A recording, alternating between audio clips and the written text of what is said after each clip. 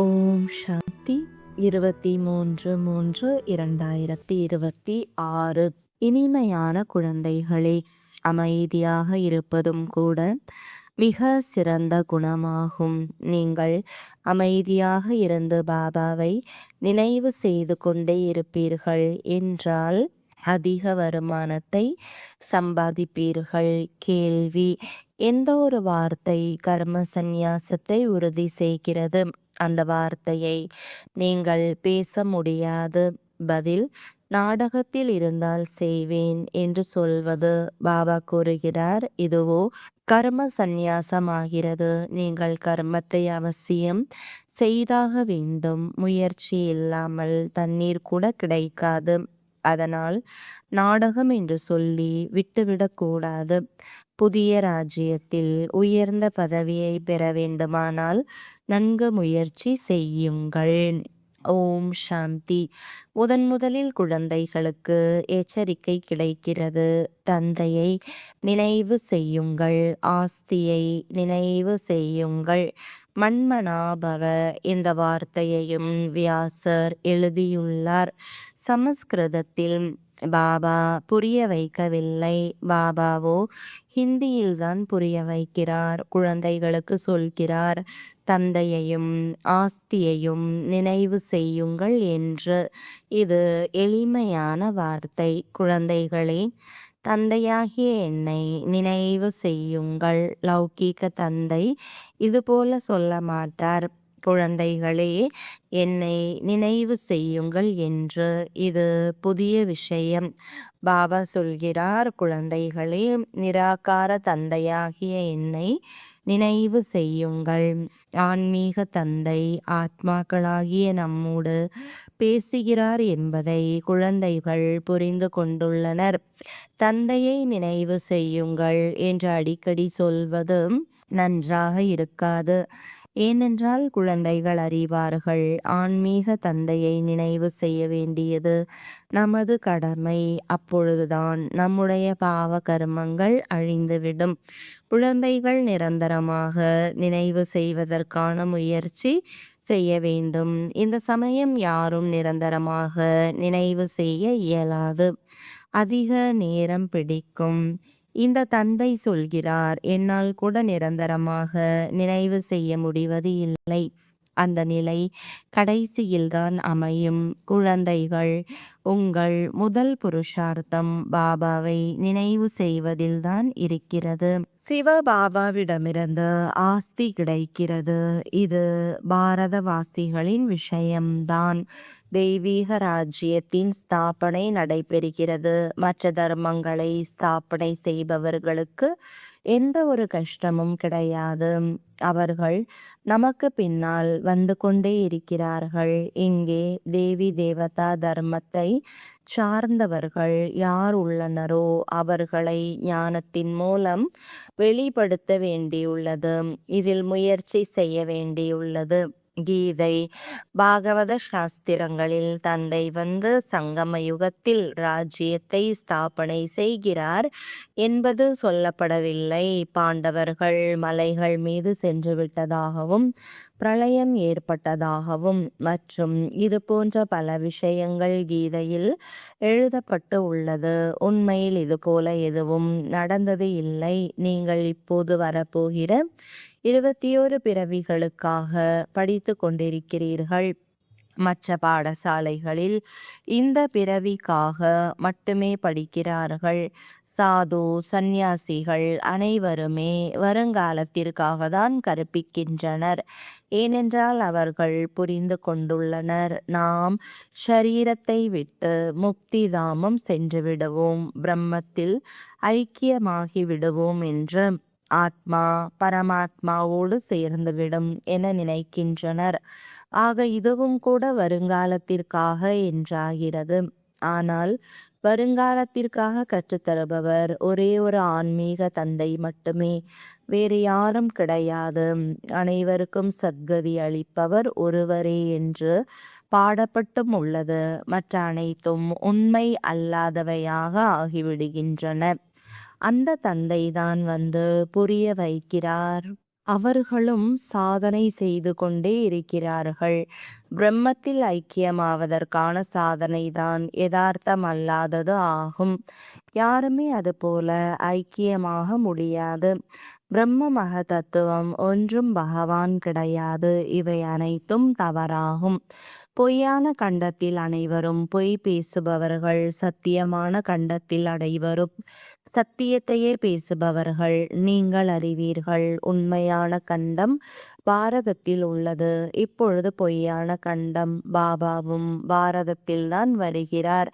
சிவ ஜெயந்தி கொண்டாடுகின்றனர். ஆனால் சிவ பாபா வந்து பாரதத்தை உண்மையான கண்டமாக ஆக்கினார் என்பது அவர்களுக்கு தெரியாது. அவர் வருவதே இல்லை. பெயர் வடிவங்களுக்கு அப்பாற்பட்டவர் என அவர்கள் நினைக்கின்றனர். பதீத்த பாவனர், ஞானக்கடல் என்று புகழ் மட்டும் பாடுகிறார்கள். ஆக இப்படியே கிளிப்பிள்ளை போல சொல்லிவிடுகிறார்கள். தந்தைதான் வந்து புரிய வைக்கிறார். கிருஷ்ண ஜெயந்தி கொண்டாடுகின்றனர். கீதை ஜெயந்தியும் உள்ளது. கிருஷ்ணர் வந்து கீதை சொன்னதாக சொல்கிறார்கள். சிவ ஜெயந்தி பற்றி யாருக்கும் தெரியாது. சிவன் வந்து என்ன செய்கிறார் என்று, அதுவும் எப்படி வருவார் என்றும் யாருக்கும் தெரியாது. ஏனென்றால் பெயர் வடிவத்திற்கு அப்பாற்பட்டவர் என்று சொல்கிறார்கள். தந்தை கூறுகிறார், நான் தான் அமர்ந்து குழந்தைகளுக்கு புரிய வைக்கிறேன். பிறகு இந்த ஞானம் மறைந்து போகும். தந்தை அவரே கூறுகிறார், நான் வந்து பாரதத்தை மீண்டும் சொர்க்கமாக ஆக்குகிறேன். யாராவது ஒருவர் பதீத்த பாவனராக இருப்பார் அல்லவா?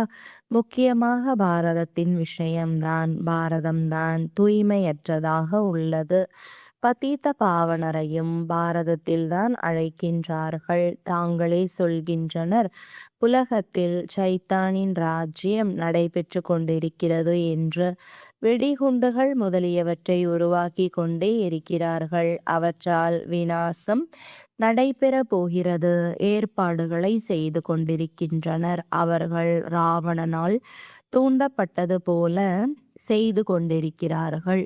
ராவண ராஜ்யம் எப்பொழுது முடிவுக்கு வரும்? பாரதவாசிகள் சொல்வார்கள், கிருஷ்ணர் வரும் பொழுது முடிவுக்கு வரும் என்று. நீங்கள் புரிய வைக்கிறீர்கள். சிவபாபா வந்தே விட்டார். அவர்தான் அனைவருக்கும் சத்கதி அளிப்பவர். பாபா கூறுகிறார், என்னை நினைவு செய்யுங்கள். இந்த வார்த்தையை வேறு யாரும் சொல்ல முடியாது. தந்தைதான் கூறுகிறார், என்னை நினைவு செய்வீர்கள் என்றால் கரை நீங்கிவிடும். நீங்கள் சத்தோ பிரதானமாக இருந்தீர்கள். இப்பொழுது உங்களுடைய ஆத்மாவில் கரை படிந்துள்ளது. அது நினைவின் மூலம்தான் நீங்கும். இது நினைவு யாத்திரை என்று சொல்லப்படுகிறது. நான் தான் பதீத பாவனன். என்னை நினைவு செய்வதால் உங்களுடைய பாவங்கள் அழிந்து விடுகிறது. இது யோக அக்னி என்று சொல்லப்படுகிறது.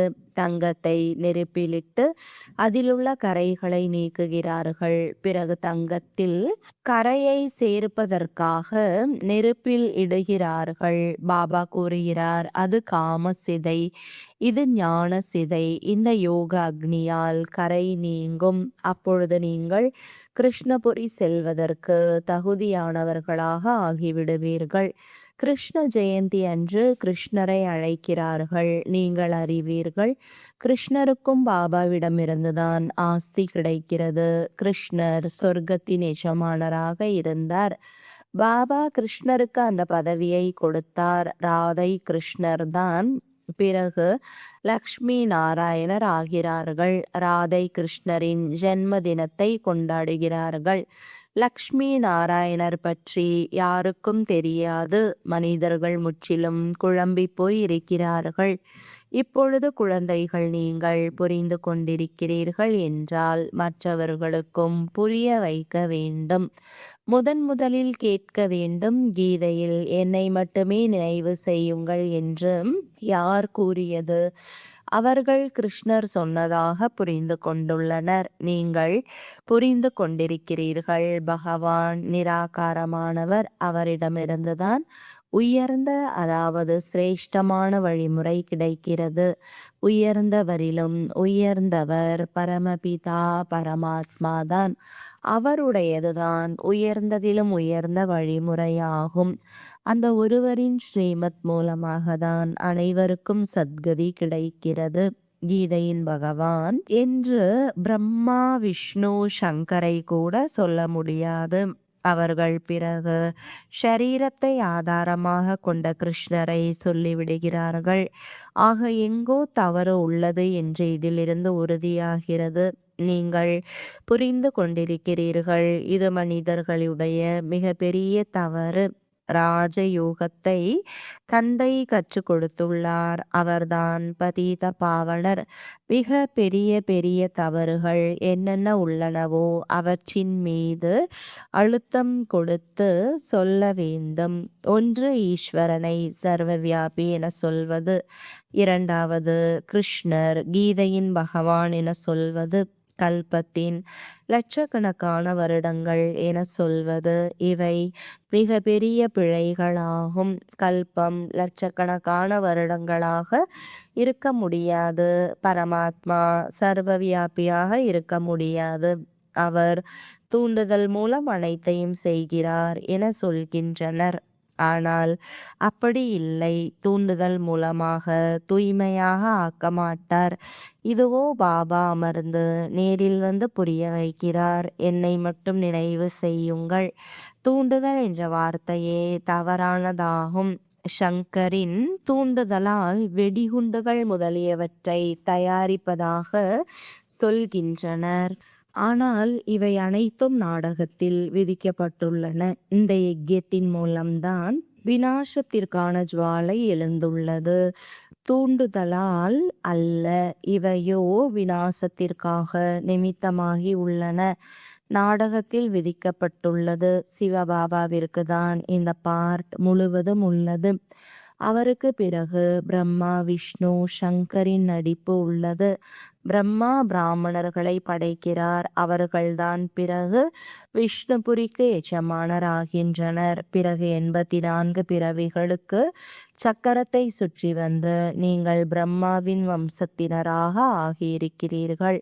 லக்ஷ்மி நாராயணர் தான் பிறகு பிரம்மா சரஸ்வதி ஆகிறார்கள். இதுவும் புரிய வைக்கப்பட்டுள்ளது. பிரம்மா மூலமாக தத்தெடுக்கிறார். அதனால் இவரை பெரிய அம்மா என சொல்கின்றனர். அவர் பிறகு நிமித்தமாக ஆகியிருக்கிறார். கலசம் தாய்மார்களுக்கு கொடுக்கப்படுகிறது. அனைத்திலும் பெரிய வீணை சரஸ்வதிக்கு கொடுக்கப்பட்டுள்ளது. அனைத்திலும் புத்திசாலியானவர். மற்றபடி வீணை அல்லது இசைக்கருவி முதலிய எதுவும் கிடையாது. சரஸ்வதியின் ஞான முரளி நன்றாக இருந்தது. அவருடைய புகழ் நன்றாக இருந்தது. அநேக பெயர்களை வைத்து விட்டார்கள். தேவிகளுக்கு பூஜை நடைபெறுகிறது. நீங்கள் இப்பொழுது அறிந்து கொண்டிருக்கிறீர்கள். நாம் தான் இங்கே பூஜைக்கு உரியவர்களாக ஆகிறோம். பிறகு பூஜாரி ஆகி தனக்கே பூஜை செய்வோம். இப்பொழுது நாம் பிராமணர்கள். பிறகு நாம் தான் பூஜைக்குரிய தேவி தேவதைகளாக ஆவோம். எப்படி ராஜா ராணியோ அப்படியே பிரஜைகளும் இருப்பார்கள். தேவிகளில் யார் உதவி பெறுகிறார்களோ தேவிகளில் யார் உயர்ந்த பதவி பெறுகிறார்களோ அவர்களுக்கு அநேக ஆலயங்களை கட்டுகிறார்கள். யார் நல்லபடியாக படிக்கவும் கற்பிக்கவும் செய்கிறார்களோ அவர்களுக்கு தான் பெயரும் புகழும் கிடைக்கிறது. ஆக இப்போது நீங்கள் அறிவீர்கள். பூஜைக்கு உரியவர்களாகவும் பூஜாரிகளாகவும் நாம் தான் ஆகிறோம். சிவபாபா எப்பொழுதும் பூஜைக்கு உரியவராக இருக்கிறார். சூரிய வம்சத்தினராக தேவி தேவதைகளாக யார் இருந்தார்களோ அவர்கள் பிறகு பக்தர்களாக ஆகின்றனர். தாங்களே பூஜாரி தாங்களே பூஜைக்கு உரியவர் என்ற ஏணிப்படி மிக நன்றாக புரிய வைக்கப்படுகிறது. சித்திரம் இல்லாமலும் நீங்கள் யாருக்கு வேண்டுமென்றாலும் புரிய வைக்க முடியும். யார் கற்றுக்கொண்டு செல்கிறார்களோ அவர்களின் புத்தியில் முழு ஞானம் உள்ளது. 84 பிறவிகளின் ஏணிப்படியில் பாரதவாசிகள் ஏறவும் இறங்கவும் செய்கிறார்கள். அவர்களுக்கு 84 பிறவிகள் பூஜைக்கு உரியவர்களாக இருந்தோம். பிறகு நாம் பூஜாரி ஆனோம். நாம் தான் அது, அதுதான் நாம் என்பதன் பொருளை நீங்கள் நல்லவிதமாக புரிந்து கொண்டிருக்கிறீர்கள். ஆத்மா பரமாத்மாவாக ஆக முடியாது. பாபா நாம் தான் அது, அதுதான் நாம் என்பதன் பொருளை புரிய வைத்துள்ளார். நாம் தான் தேவதையாக இருந்தோம். நாம் தான் க்ஷத்திரியராக ஆனோம். நாம் தான் அது என்பதற்கான பொருள் வேறு எதுவும் கிடையாது. பூஜைக்கு உரியவர்களாகவும் பூஜாரிகளாகவும் பாரதவாசிகள்தான் ஆகின்றனர். வேறு தர்மங்களில் யாரும் பூஜைக்குரியவர்களாகவும் பூஜாரிகளாகவும் ஆவதில்லை. நீங்கள்தான் சூரிய வம்சம் சந்திர வம்சத்தினராக ஆகிறீர்கள். எவ்வளவு நல்ல ஞானம் கிடைத்துள்ளது. நாம் தான் தேவி தேவதைகளாக இருந்தோம். நாம் ஆத்மாக்கள் நிர்வாண தாமத்தில் வசிப்பவர்கள். இந்த சக்கரம் சுற்றி கொண்டே இருக்கிறது. எப்பொழுது துக்கத்தை எதிர்கொள்ள வேண்டியிருக்கிறதோ அப்பொழுது தந்தையை நினைவு செய்கிறார்கள். தந்தை கூறுகிறார், நான் துக்கத்தின் சமயத்தில்தான் வந்து சிருஷ்டியை மாற்றுகிறேன், புதிய உலகத்தை படைக்கிறேன் என்பது இல்லை. பழையதை புதியதாக ஆக்குவதற்காக நான் வருகிறேன். பாபா சங்கம யுகத்தில் வருகிறார். இப்பொழுது புதிய உலகம் உருவாகி கொண்டிருக்கிறது. பழைய உலகம் அழிந்துவிட போகிறது. இது எல்லையற்ற விஷயமாகும். நீங்கள் தயாராகி விட்டீர்கள் என்றால் முழு அரசாட்சியும் தயாராகிவிடும். கல்ப கல்பமாக யார் என்ன பதவியை அடைந்தார்களோ அதன்படிதான் முயற்சி நடைபெற்று கொண்டிருக்கிறது. நாடகத்தில் என்ன முயற்சி செய்திருக்கிறோமோ அது நடக்கும் என்பது இல்லை. முயற்சி செய்ய வேண்டியுள்ளது. பிறகு சொல்லப்படுகிறது, கல்பத்திற்கு முன்பும் இதுபோல புருஷார்த்தம் செய்திருக்கிறோம். எப்பொழுதுமே புருஷார்த்தம் முக்கியமாக கூறப்படுகிறது. பலன் கிடைக்கும் என்று வெறுமனே அமர்ந்துவிடக்கூடாது. முயற்சி இல்லாமல் பலன் கிடைக்க முடியாது. முயற்சி செய்யாமல் தண்ணீர் கூட அருந்த இயலாது. கர்ம சந்நியாசம் என்ற வார்த்தை தவறானது. பாபா கூறுகிறார், இல்லற காரியங்களில் இருங்கள். பாபா அனைவரையுமே இங்கே இருக்க வைக்க மாட்டார். சரணாகதி பாடப்பட்டுள்ளது. பட்டி நடக்க வேண்டும் என இருந்தது. ஏனென்றால் அவர்கள் தொந்தரவு செய்யப்பட்டார்கள். ஆக வந்து பாபாவிடம் சரணடைந்தார்கள். அடைக்கலம் தர வேண்டும் அல்லவா? ஒரே ஒரு பரமபிதா பரமாத்மாவிடம்தான் சரணடைய வேண்டி உள்ளது. குரு முதலானவர்களிடம் சரணடைவது இல்லை. எப்பொழுது அதிக துக்கம் ஏற்படுகிறதோ அப்பொழுது சலிப்படைந்து வந்து சரணடைகிறார்கள். குருமார்களிடம் யாரும் சலிப்படைந்து போவது இல்லை. அங்கேயோ அப்படியே சென்று விடுகிறார்கள். நீங்கள் ராவணனிடம் அதிகமாக சலிப்படைந்து இருக்கிறீர்கள். இப்பொழுது ராவணனிடமிருந்து விடுவிப்பதற்கு ராமர் வந்துவிட்டார். அவர் உங்களை அடைக்கலமாக ஏற்றுக்கொள்கிறார். நீங்கள் கூறுகிறீர்கள், பாபா நாங்கள் உங்களுடையவர்கள். இல்லற காரியங்களில் இருந்தாலும் சிவபாபாவிடம் சரணடைந்துள்ளோம். பாபா நாங்கள் உங்களுடைய வழிமுறைப்படியே நடப்போம். பாபா ஸ்ரீமத் தருகிறார். இல்லறத்தில் இருந்து கொண்டே என்னை நினைவு செய்யுங்கள். மற்ற அனைவரின் நினைவையும் விட்டு விடுங்கள். என்னை நினைவு செய்வதன் மூலம்தான் பாவ கர்மங்கள் அழிந்துவிடும். வெறுமனே சரணடைவதற்கான விஷயம் கிடையாது. அனைத்துமே நினைவின் ஆதாரத்தில் தான் உள்ளது. பாபாவை தவிர வேறு யாரும் இது போல புரிய வைக்க முடியாது. குழந்தைகள் புரிந்து கொண்டுள்ளனர். பாபாவிடம் இத்தனை லட்சம் பேர் எங்கே வந்து இருப்பார்கள்? பிரஜைகள் கூட அவரவர் வீட்டில் இருப்பார்கள், ராஜாவிடம் வந்து இருக்க மாட்டார்கள். ஆக ஒருவரை நினைவு செய்யுங்கள் என்று மட்டும் உங்களுக்கு சொல்லப்படுகிறது. பாபா, நாங்கள் உங்களுடையவர்கள், நீங்கள்தான் வினாடியில் சத்கதிக்கான ஆஸ்தியை கொடுக்கக்கூடியவர். ராஜயோகத்தை கற்பித்து ராஜாவுக்கெல்லாம் மேலான ராஜாவாக ஆக்குகிறீர்கள். பாபா கூறுகிறார், யார் கல்பத்திற்கு முன்பு பாபாவிடம் ஆஸ்தி பெற்றார்களோ அவர்கள்தான் வந்து பெற்றுக்கொள்வார்கள். கடைசி வரை அனைவரும் வந்து பாபாவிடம் ஆஸ்தி பெற்றாக வேண்டும். இப்பொழுது நீங்கள் தூய்மையற்றவராக இருக்கும் காரணத்தால் தங்களை தேவதைகள் என சொல்லிக்கொள்ள முடியாது. பாபா அனைத்து விஷயங்களையும் புரிய வைக்கிறார். பாபா கூறுகிறார், என்னுடைய கண்ணின் மணிகளே, நீங்கள் சத்தியுகத்தில் வரும்பொழுது ஒன்றில் இருந்து ராஜ்யம் செய்வீர்கள். மற்றவர்களுக்கோ எப்போது எண்ணிக்கையில் அதிகமாகிறார்களோ, லட்சக்கணக்கில் ஜனத்தொகை ஆகிறதோ அப்பொழுது ராஜ்யம் நடைபெறும். நீங்கள் சண்டையிடுவதற்கான தேவை கிடையாது. யோக பலத்தினால் பாபாவிடமிருந்து ஆஸ்தியை அடைகிறீர்கள். அமைதியாக இருந்து பாபாவையும் ஆஸ்தியையும் மட்டும் நினைவு செய்யுங்கள். கடைசியில் நீங்கள் அமைதியாக இருப்பீர்கள். பிறகு இந்த சித்திரங்கள் முதலியவை பயன்படாது. நீங்கள் புத்திசாலி ஆகிவிடுவீர்கள். பாபா கூறுகிறார், என்னை மட்டும் நினைவு செய்வதால் பாவ கர்மங்கள் அழிந்துவிடும். இப்பொழுது செய்வதோ செய்யாமல் இருப்பதோ உங்கள் விருப்பம். இந்த ஒரு தேகதாரியின் பெயர் வடிவத்திலும் சிக்கிக்கொள்ளக்கூடாது. பாபாவை நினைவு செய்வீர்கள் என்றால் கடைசி நேரத்தின் நினைவு எப்படியோ அப்படிப்பட்ட நிலையாகிவிடும். நீங்கள் என்னிடம் வந்து விடுவீர்கள். முழு தேர்ச்சி பெறுபவர்களுக்கு ராஜ்யம் கிடைக்கும். அனைத்தும் நினைவு யாத்திரையின் ஆதாரத்தில் உள்ளது.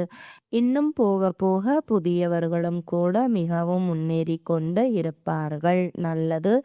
இனிமையிலும் இனிமையான தேடி கண்டெடுக்கப்பட்ட செல்லமான குழந்தைகளுக்கு தாயும் தந்தையுமாகிய பாப் தாதாவின் அன்பு நினைவுகளும் காலை வணக்கங்களும். ஆன்மீக குழந்தைகளுக்கு ஆன்மீக தந்தையின் வணக்கங்கள். ஆன்மீக தந்தைக்கு ஆன்மீக குழந்தைகளின் அன்பு நினைவுகளும் வணக்கங்களும். தாரணைக்கான முக்கிய சாரம், எந்த ஒரு தேகதாரியின் பெயர் உருவத்திலும் சிக்கிக்கொள்ளக்கூடாது. ஒரு தந்தையின் ஸ்ரீமத் படி நடந்து சத்கதியை அடைய வேண்டும். அமைதியாக இருக்க வேண்டும். இரண்டாவது, வருங்கால 21 பிறவிகளுக்காக நல்லபடியாக படிக்கவும் மற்றவர்களுக்கு கற்பிக்கவும் வேண்டும். வரதானம், தனது மனதின் வழி பிறரது வழியை விடுத்து ஸ்ரீமத் படி நடந்து ஒவ்வொரு அடியிலும் பல மடங்கு வருமானம் சேமிப்பு செய்து கோடி மடங்கு பாக்கியசாலி ஆகுக. ஸ்ரீமத்தின் வழிப்படி நடப்பவர்கள் ஒரு எண்ணத்தாலும் தனது மனவழி பிறரின் வழியில் நடக்க முடியாது. மனதின் நிலையின் சேவை விரைவாக இல்லை என்றால் ஸ்ரீமத்தில் ஏதோ கலப்படம் இருக்கிறது. மனவழி என்பது இடைக்கால சம்ஸ்காரத்தின் வசமாகி எழும் எண்ணம் மனோநிலையை பேதலிக்கச் செய்கிறது. எனவே சோதனை செய்யுங்கள், செய்ய வையுங்கள். ஒரு அடி கூட ஸ்ரீமத் இல்லாமல் இருக்கக்கூடாது. அப்பொழுதே ஒவ்வொரு அடியிலும் வருமானம் சேமிப்பாகிக் கொண்டே இருக்கும். பல மடங்கு பாக்கியசாலி ஆவீர்கள். ஸ்லோகன், மனதில் அனைவருக்காகவும் நன்மைக்கான உயர்ந்த எண்ணம் கொள்ள வேண்டும். இதுவே உலக நன்மை செய்யும் ஆத்மாவின் செயலாகும். அவ்யக்த சமிஞ்சை, நம்பிக்கையின் அஸ்திவாரத்தை பலப்படுத்தி எப்பொழுதும் பயமற்றவராகவும் கவலையற்றவராகவும் இருங்கள். சூழ்நிலை எவ்விதமாக இருந்தாலும் நம்பிக்கை உள்ள குழந்தைகள் தனது மனோநிலையின் சக்தியால் என்றென்றும் வெற்றியை அனுபவம் செய்வார்கள்.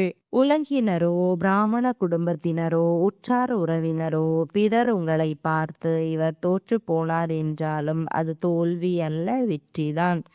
எந்த ஒரு சேவையோ குழுவோ இயற்கையோ இல்லை.